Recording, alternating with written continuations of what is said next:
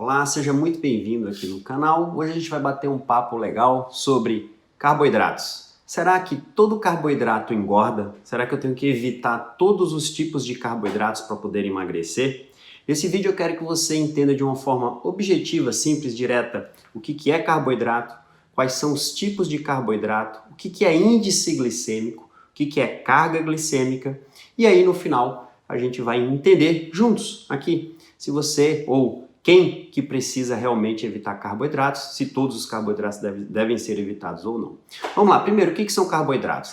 A gente precisa entender que nossa alimentação, nós temos 3 tipos de macronutrientes. São eles, as proteínas, as gorduras e os carboidratos. Então, carboidratos estão presentes na nossa alimentação, no nosso dia a dia. E eles servem para quê? Eles servem para ser utilizados como substrato energético, como fonte de energia. Existem vários tipos de carboidratos. Vamos lá. Primeiro, carboidrato na sua forma mais simples possível seria o que chamamos de monossacarídeos. Depois a gente tem os disacarídeos, que é a junção de 2 monossacarídeos, ou seja, na sua forma mais simples, a molécula mais simples de carboidrato que chamamos de mono. Quando você junta 2 monos, você forma um disacarídeos. Quando você forma mais moléculas juntas, você tem um polissacarídeo. Vamos entender isso aí, olha só. Na sua forma mais simples, os monossacarídeos são quais?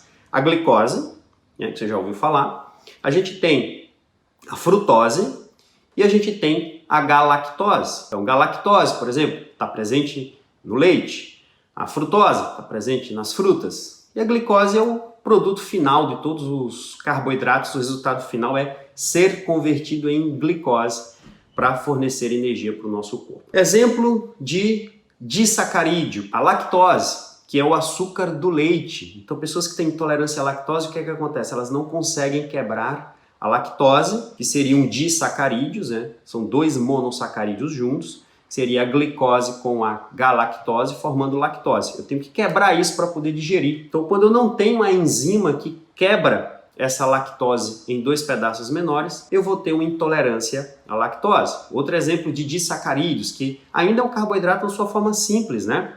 Seria o exemplo, por exemplo, da maltose, que é uma junção de 2 glicoses. A gente tem o exemplo da sacarose, que é o açúcar comum de mesa. Então, o açúcar que você conhece, que infelizmente ainda está presente na casa aí das famílias em geral, essa sacarose ele é o açúcar que seria o quê? Seria a junção de uma glicose com uma frutose. E o mel, por exemplo, é quase idêntico ao açúcar comum de mesa, como a sacarose, né? Ambos são mais ou menos ali metade glicose com metade de frutose. Então aquela ideia, o mel é super saudável, veja, ele é mais natural, não passou por esse processo de refino, algo que acontece com o açúcar, mas o mel também vai elevar a glicose muito rapidamente. É um carboidrato na sua forma bem simples, então a elevação da glicose tende a ser muito rápida. Depois a gente tem os polissacarídeos. O que são polissacarídeos? É a junção de várias moléculas de glicose juntas, por exemplo, no reino animal, por exemplo, no nosso corpo, dentro do nosso fígado e do nosso músculo, a gente tem uma reserva de energia. São várias moléculas de glicose juntas. Isso forma o que chamamos de glicogênio. Então a gente tem o glicogênio muscular e hepático. Ou seja, várias moléculas de glicose. Para que serve esse glicogênio? É uma reserva de energia. Quando o nosso corpo precisa de energia, ele pode recorrer a esse glicogênio. Então, um atleta que vai fazer uma corrida mais prolongada, ele pode eventualmente precisar recorrer a esse glicogênio, entendeu? Onde que a gente encontra esse polissacarídeo, né? essa junção de várias moléculas de glicose no reino vegetal?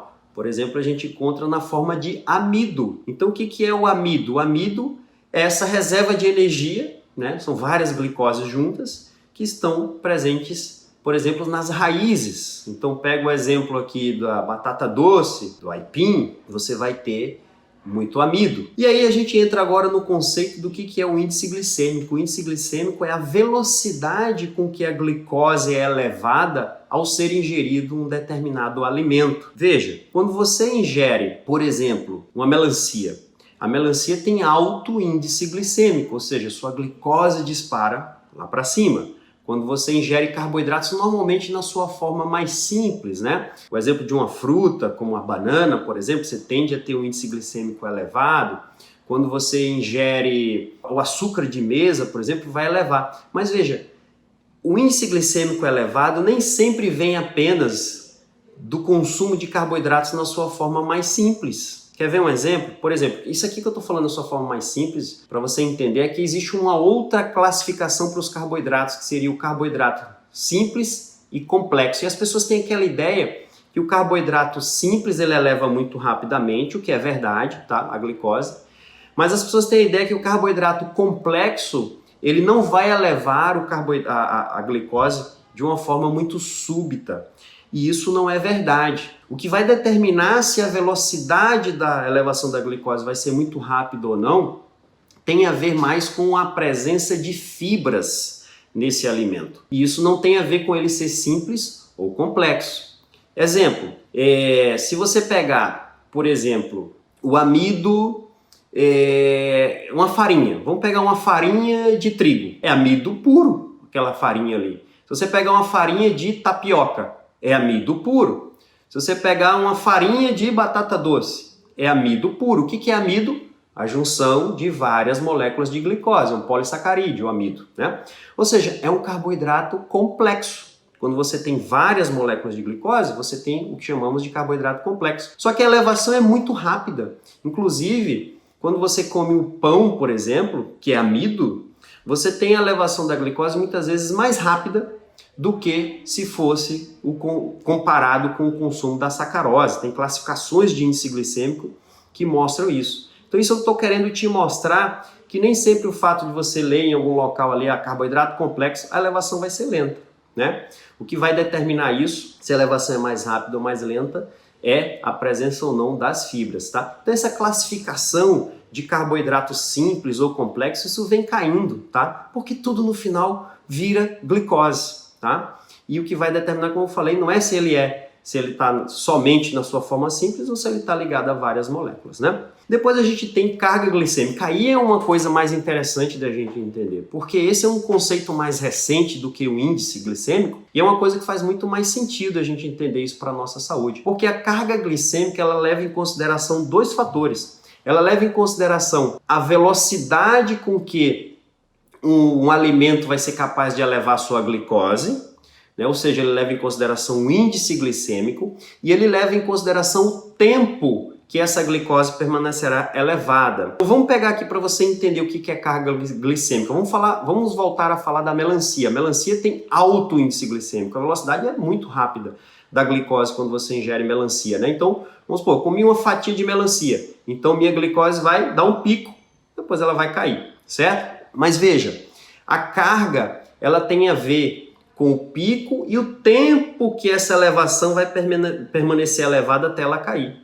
Então, apesar da melancia ter um índice glicêmico alto, ela cai muito, ela não vai nem subir muito, não vai dar um pico nem tão alto se eu comer apenas uma fatia, porque a quantidade de carboidrato na melancia é muito pouca. Veja que a melancia é muito hidratada, tem muita água.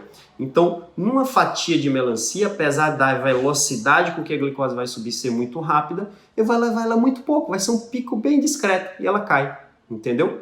Claro, se eu comer agora muita melancia, eu vou ter um pico maior e ela vai durar um pouquinho mais para cair, porque eu comi um volume aí de carboidrato, uma quantidade muito grande. Então, a carga glicêmica ela é muito mais relevante do que apenas o índice, porque ela leva em consideração o índice, que é a velocidade, e a quantidade de carboidrato que vai manter esse pico elevado até ele cair, certo? Então, quando você vai falar, por exemplo, para uma pessoa que tem intolerância à glicose, por exemplo, uma pessoa que tem resistência insulínica, que tem pré-diabetes ou que tem diabetes, o que é muito importante?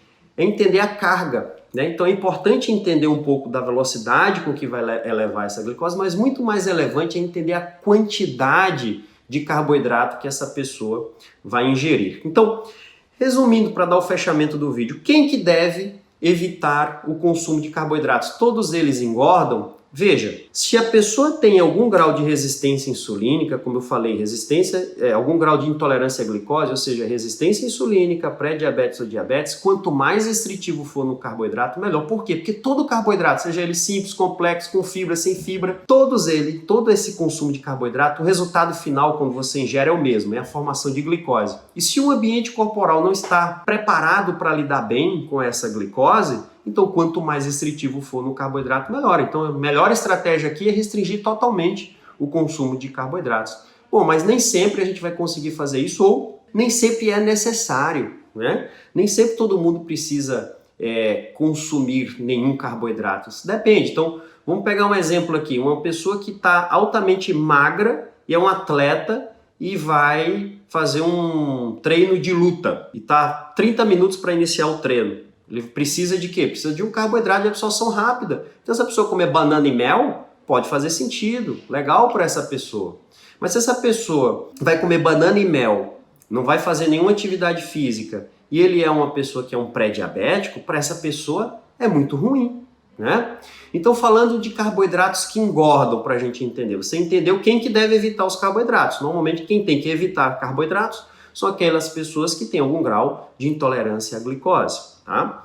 Agora, todos os carboidratos engordam? Não necessariamente. Se você tem algum grau de resistência insulínica, sua insulina já tem uma tendência de alta, a insulina é o hormônio que mais gera sinalização para o ganho de peso, então qualquer carboidrato vai ser ruim para você. Mas tem os melhores e os piores, né? Os piores seriam esses que têm uma elevação muito súbita da glicose, em especial com carga glicêmica alta, ou seja, que ao ser consumido, além de elevar, ele vai manter muito tempo a glicose mais elevadas. Assim, ó, meio que um consenso, né? O que engorda? O que engorda é você comer demais alguma coisa, até peito de frango grelhado, se você comer demais, sim, você vai engordar. De uma maneira geral, se a gente for pincelar aqui carboidratos que tendem a engordar mais, quais são eles? Normalmente são esses que estão na sua forma mais simples ou na sua forma de amido sem fibras, que vai gerar um aumento muito súbito e uma manutenção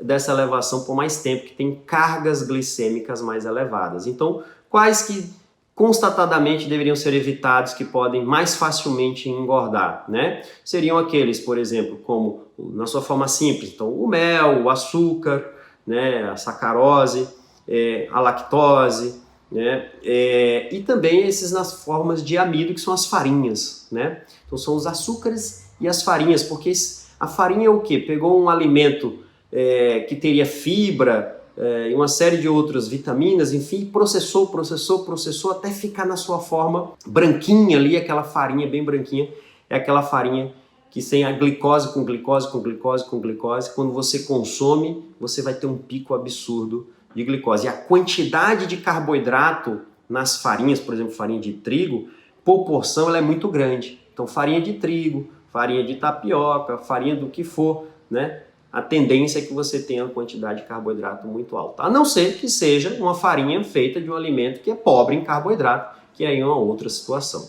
Bom, espero ter ajudado. Um abraço para você.